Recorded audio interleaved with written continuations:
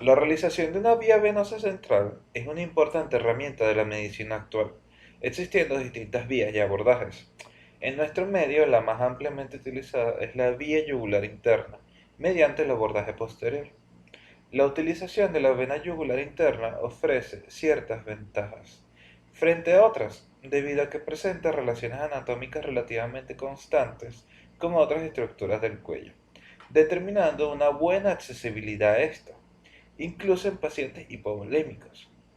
Además, es de fácil abordaje en el paciente anestesiado, presenta menor incidencia de neumotórax comparado con el acceso subclavio y permite la compresión de la zona en caso de punción arterial, disminuyendo así el hematoma.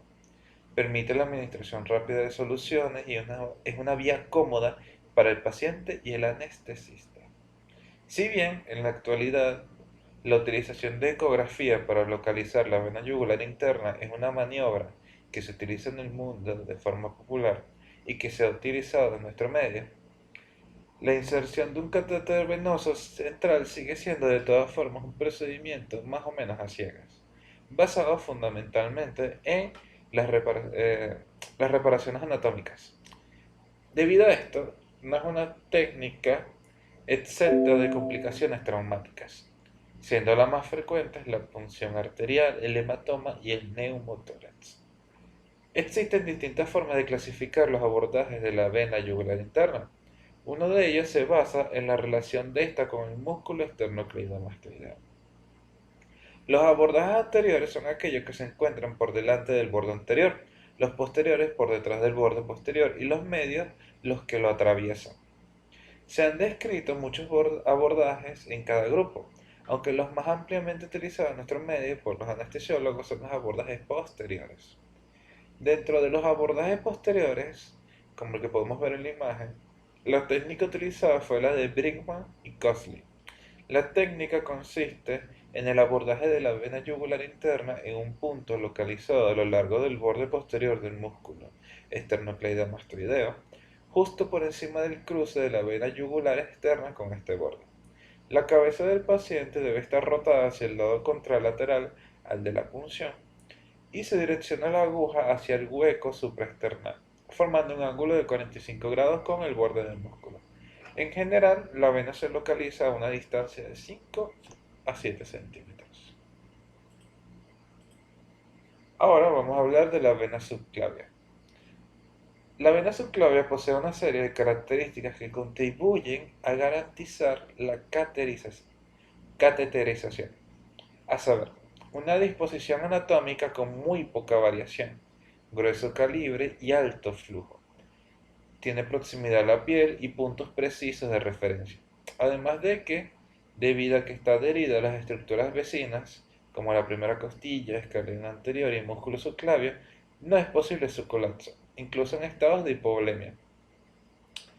La vena subclavia se localiza en la parte superior y anterior de cada hemitórax y es la continuación directa de la vena axilar. La vena subclavia se origina en el punto en el que la vena axilar alcanza el borde externo de la primera costilla. Posteriormente pasa por debajo de la clavícula, se dirige hacia adentro, separada de la arteria subclavia por el músculo escaleno anterior, y termina detrás de la extremidad external de la clavícula, donde se une a la vena yugular interna. Ambas venas subclavias, derecha e izquierda, presentan de forma inversa, idéntica dirección, igual longitud y las mismas relaciones.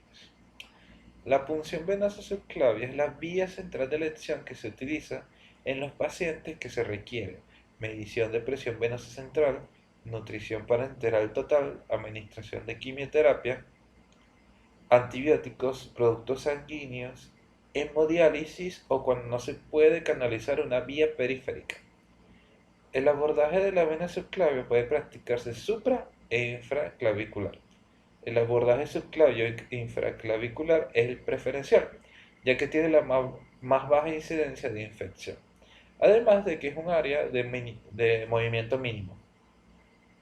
Entonces, para concluir, se utiliza para medir la presión venosa central en pacientes en los que la administración de líquidos puede llevar a edema pulmonar, para administrar presiones y concentraciones de oxígeno en las cavidades cardíacas, para la administración rápida de líquidos en pacientes hipovolémicos y en la administración de nutrición parenteral, así como en la administración de antibióticos, quimioterapias e inotrópicos.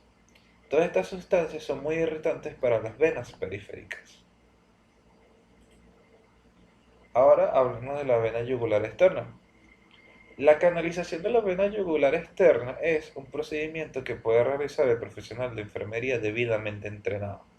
Esto es un requisito mínimo para abordar la vena yugular externa, estar entrenado debidamente.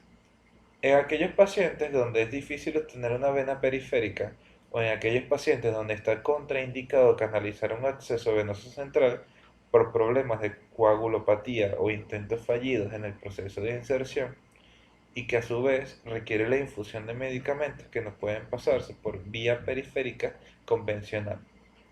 Además, se convierte en un excelente acceso a través del cual se pueden infundir hemoderivados, fármacos, electrolitos y líquidos de reposición que se deben pasar a velocidades mayores, generando menores riesgos que con los accesos venosos centrales, tales como infección y embolismo.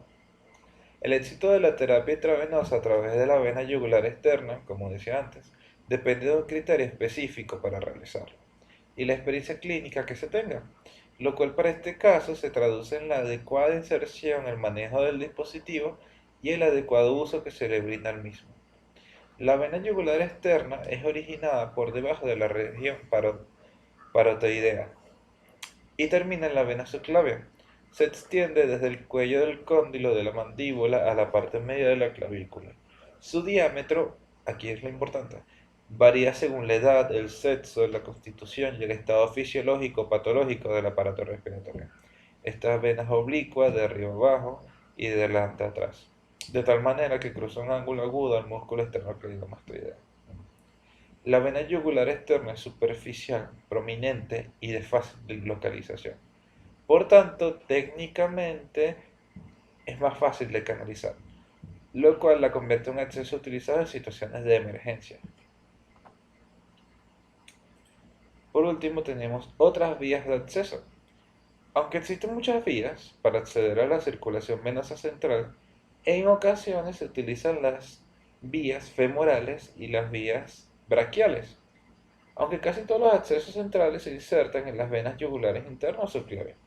Entonces tenemos un par de ventajas y desventajas de cada una de estas vías. De la vía braquial tenemos como ventaja que es fácil abordaje, tiene riesgos mínimos de la colocación y tiene detección rápida de tromboflebitis. En las desventajas tenemos que tiene incidencia de tromboflebitis irritativa y desviaciones hacia la yugular. En la vía femoral, tenemos fácil acceso en maniobras de RCP y en las desventajas tenemos alta incidencia de infección bacteriana y alta incidencia de tromboflebitis aséptica.